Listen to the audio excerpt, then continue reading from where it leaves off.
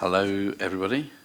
I'm Gerald Van Jackson. I'm Councillor in Milton and Cabinet Member for Transport. And I'm chairing this meeting today. Usual housekeeping stuff, no fire alarm. If there is one, we meet at Queen Victoria. I don't think we have any apologies for absence, but we have had some written deputations from both Stagecoach and from First. And I'm not sure if everybody's had copies of those. But let's just quickly go around and introduce everybody. Graham, do you want to start? I'm Councillor Graham Heaney. I'm the Labour Group spokesperson for Transport. Councillor Simon Bosch. I'm the Conservative spokesman for Transport.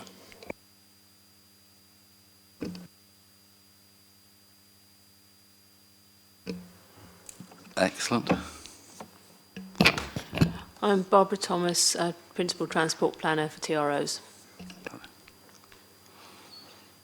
Michelle Love, Safer Travel Manager.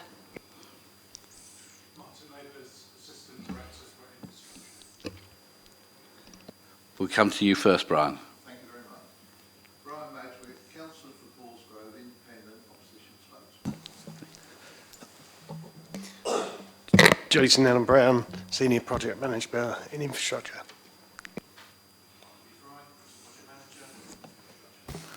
Excellent. Aneta Skurtu, Project Manager. Alison Harper, Democratic Services. Okay, thanks very much indeed.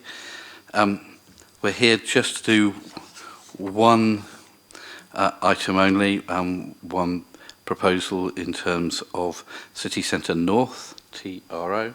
And yet, are you going to do an introduction and walk us through this?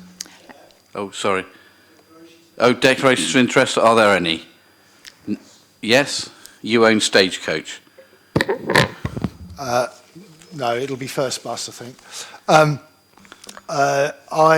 It's non-prejudicial, but the Uber representation mentions Uber Boats by Thames Clipper in its representation. I was part of the design team for the Thames Clippers, so therefore I need to declare that, but I do not consider it a reason to excuse me from this particular decision. Okay. Any others? No? Okay, Agneta, back to you. Thank you all.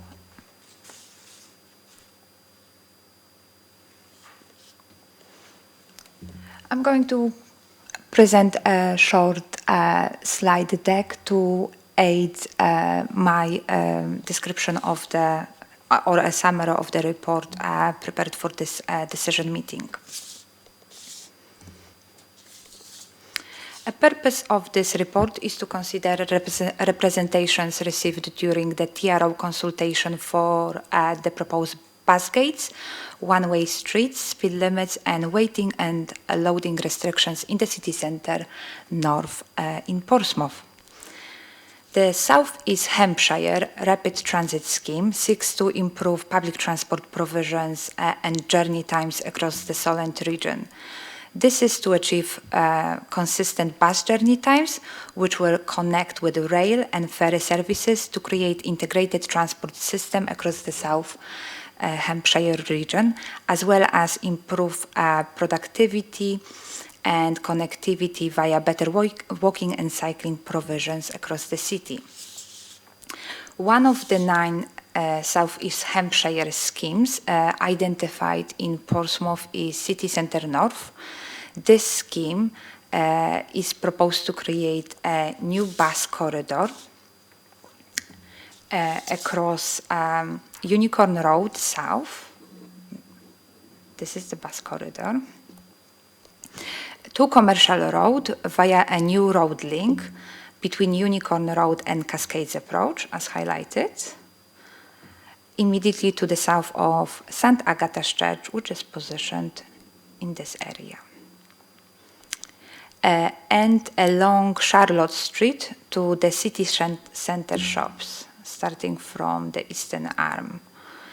This is to join up existing bus-only provision at Edinburgh Road and existing bus lane at Unicorn Road, providing better penetration to the city centre by making public transport well placed for future development.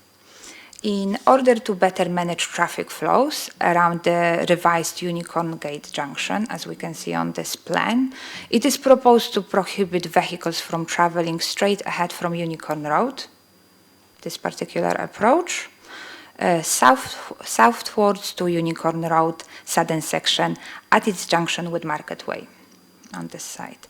The existing left turn lane from Market Way to Unicorn Road is retained, as we can see on this approach, going towards the city centre south, to accommodate the new road link.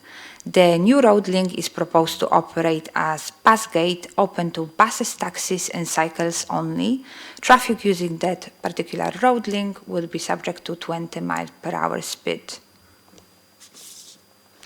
Next section of the proposal is Charlotte Street, which would remain one-way eastbound to Brewer Street. The one-way would extend to Commercial Road and access would be retained for buses, cycles and emergency vehicles only from this particular section up to the junction with Commercial Road.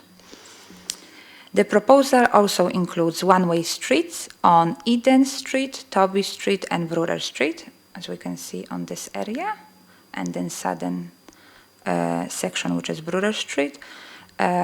The proposal also includes, ensures that buses are not getting stuck with the main traffic and therefore no loading at any time restriction along Charlotte Street section will be introduced.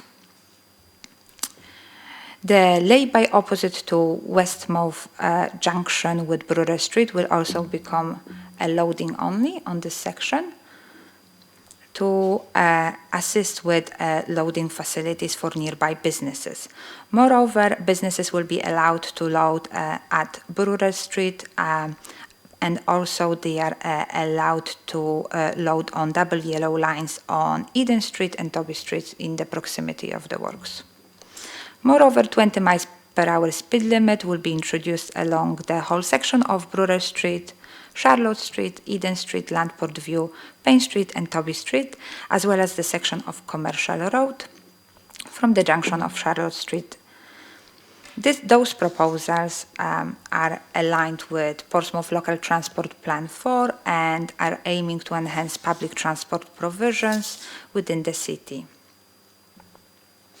The recommendation of this report is that the Cabinet Member for Transport approves the City Centre North scheme and the implementation of the TRO 40 for the introduction of bus gates, one-way street, speed limit and waiting and loading restrictions in the City Centre North of Portsmouth as advertised following public consultation. Thank you. Thanks, Samantha.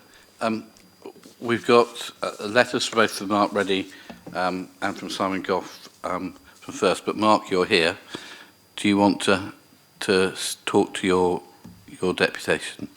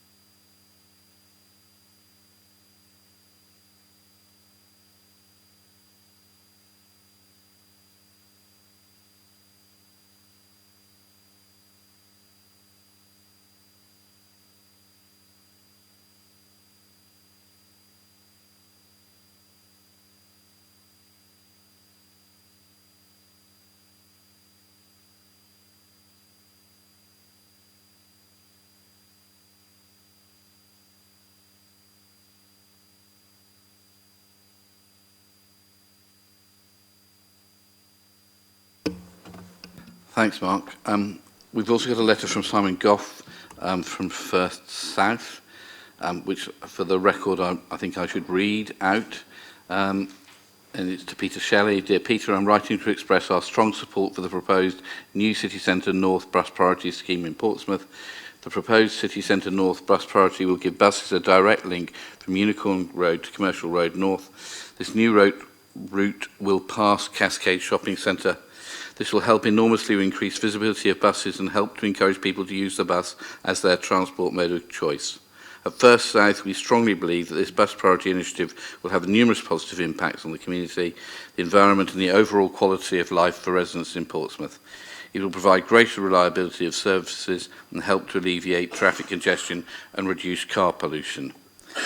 This is a vitally important scheme as it has the potential to make a transformative impact on the city, and it has my full support. Let's just check. No, and those are the only two I've got. Any more? Okay, just for the record, I had a conversation earlier this morning with somebody from, who are they called? Uber, that's right. These people whose company I don't use. And they were worried that private hire vehicles were being put at a disadvantage against taxis, the Hackney taxis. But I explained to him the issue of having vehicles in what is currently a section of pedestrianised road and wanting to keep that to the absolute minimum.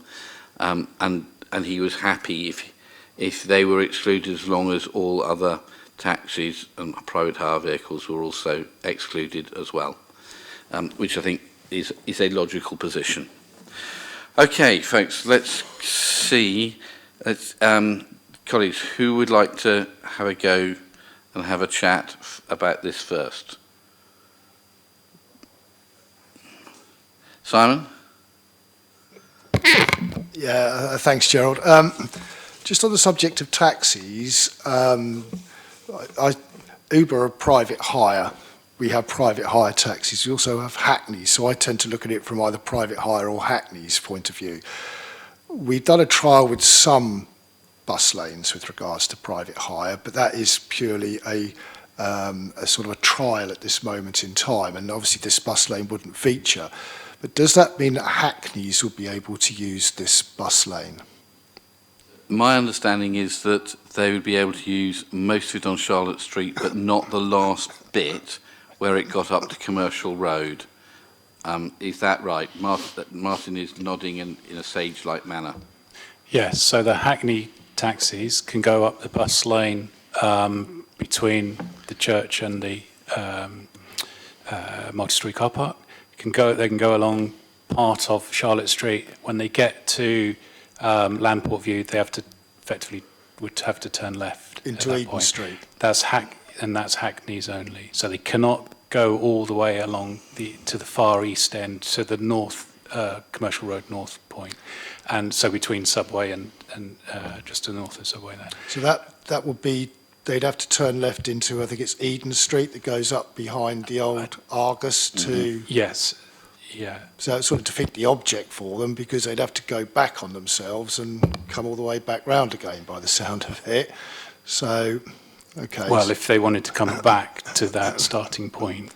But also, just very importantly, likewise, private hires wouldn't be allowed through the bus lane onto any part of the bus lane, and we're trying to minimise the amount of traffic that is going through that narrow stretch of Charlotte Street just to the north of the Subway.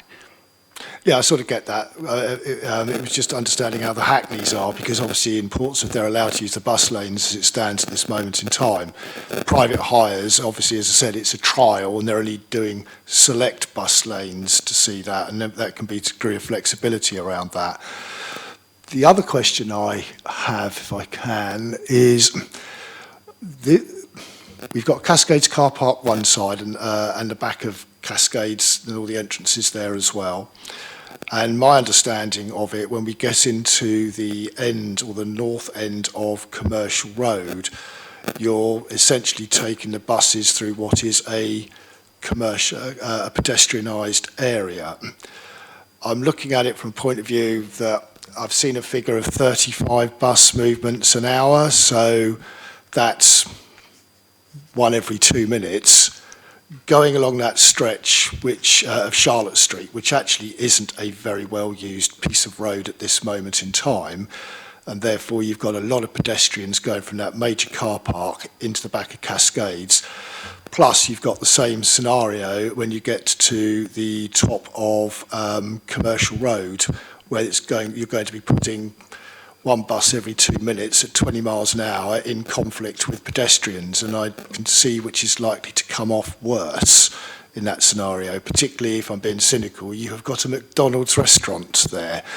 How are we going to manage that particular potential conflict, because it is an area of significant pedestrian footfall that we're going to be putting buses through?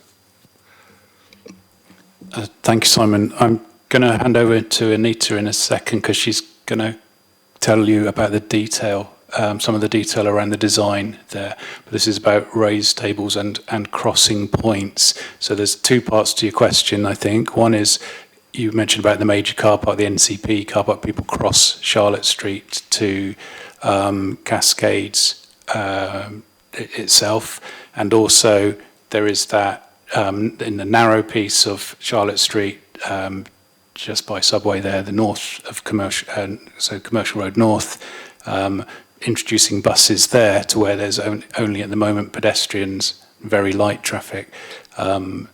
We've put in a raised table there. And Annette, do you want to just add to some detail on that?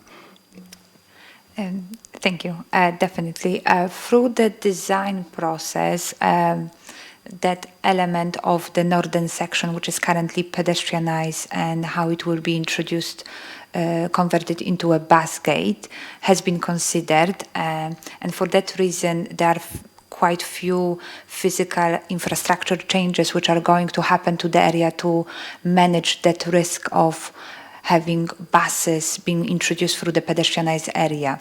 And that includes currently that section of raised table will be removed, and the carriageway will be resurfaced, and the level difference will be introduced between the footways and the carriageway surface, so that the physical delineation helps to manage the area, especially for people who are visually impaired, because they prefer to have curb to be able to navigate the zone going forward. Moreover, there is an introduction of a variety of crossing points to channel pedestrians within the desired lines from one section of Commercial Road to the northern section across the bus gate, and that incorporates an 8-meter wide crossing point which will be elevated to provide the priority, as well as few other crossing points on the side roads to make sure that the pedestrians have clear routes for navigating the space with the opening of carriageway for the buses. Moreover, at the entrance to Commercial Road and Landport View Junction, there will be a new zebra crossing, which will clearly define area where the pedestrianized zone is commencing and how people can cross the carriageway from the NCP car park to the southern footway and then continue along Charlotte Street footway. So those elements were assessed through the road safety audit process, and the designers have engaged with the various groups, including people from a partially sighted society as well as Hive, to comment and not only to comment but also to contribute to the design development, with mind that there will be a bus movement introduced through the area. It sounds very thorough, Gerald. A couple of other things that fall from that.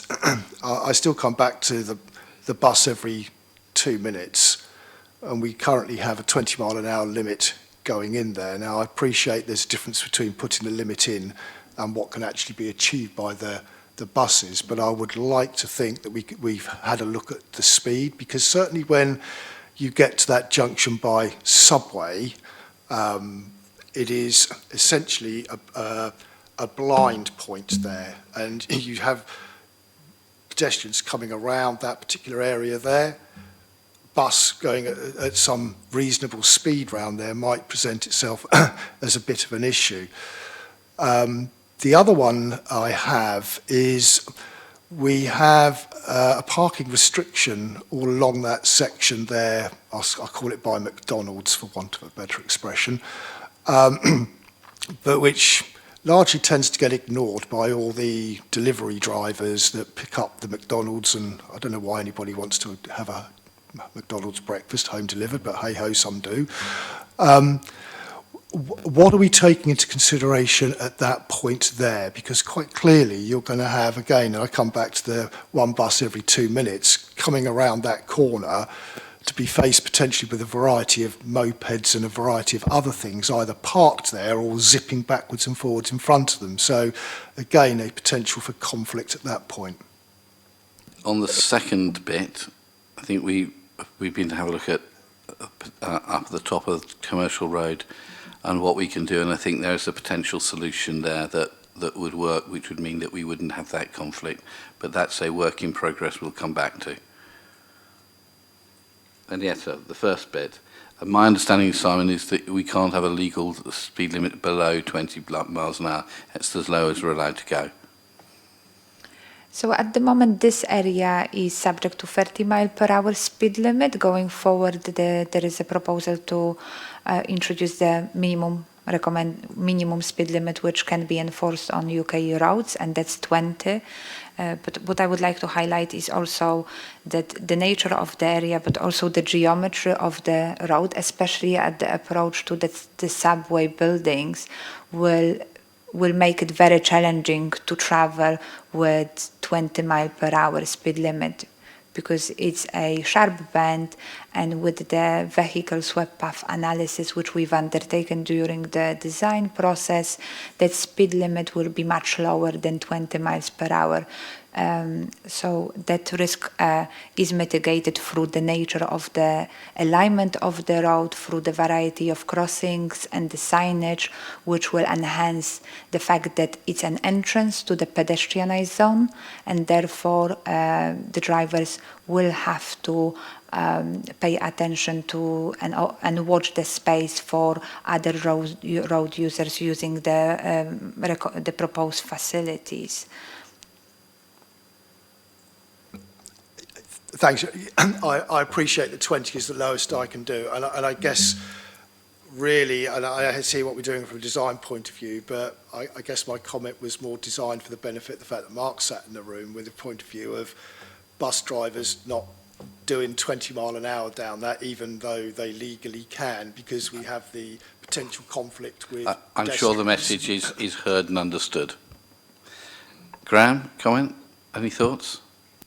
Yeah, just a couple of points of clarification. I mean, obviously I've got a slightly smaller diagram here, so I'm assuming that when it joins Lake Road, those are in fact give-way lines that would mean the bus would have to stop for anything coming from the right. Is that correct? Have I interpreted those lines correctly?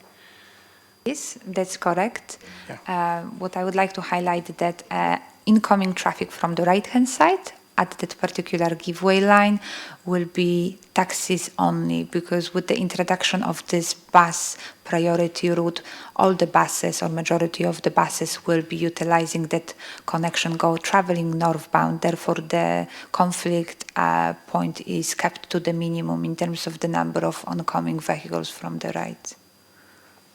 Yeah, that's fine. That's helpful. And just to clarify again on what you said about the pedestrians crossing Charlotte Street, because at the moment it's obviously pedestrianised. You said the road is going to be dropped and it'll be different. But I think you said, and correct me if I'm wrong, that the buses coming along that Charlotte Street would actually have a give way for the pedestrians crossing, because the question is, when does a pedestrian stop? When does the bus stop? There obviously won't be any sort of light control. It'll be a judgment matter, a bit like when we cross by the railway station just outside of here, where you have to take a judgment about whether to step into the road or not. Is that how that's going to work? That's correct. It's an informal crossing. And Alison, if I could share my screen, I will highlight the area and present it as it's been designed. So this particular junction, it will be uncontrolled crossing, therefore pedestrians will need to wait for the buses to pass and therefore continue their crossing from the northern to southern side or vice versa. And it will operate in similar way to the station crossing.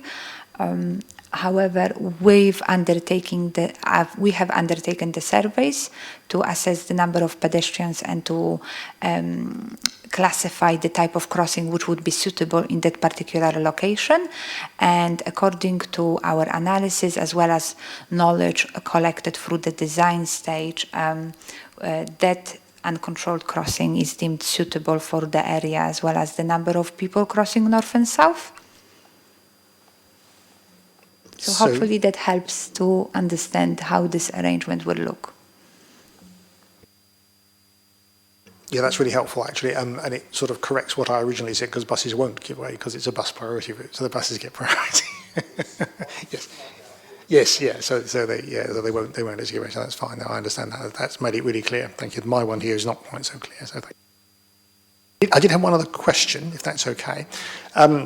I don't want to steal Councillor Madgwick's thunder, but I know there was a bit of a discussion around shared pedestrian cycle on the thing, and I just wondered if that question had been resolved.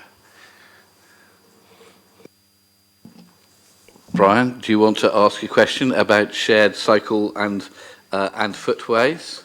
I did ask that question this morning, and I was told that there was going to be no shared... That's a different scheme. Yes, but, I thought this would be this as well. No, that's a different kettle of onions. And is there any shared pathway here between cyclists and pedestrians? Yes, there is, but That's at Unicorn terrible. Road, Market Way Road Junction, adjacent to Cascades Shopping Centre. Can you point it out?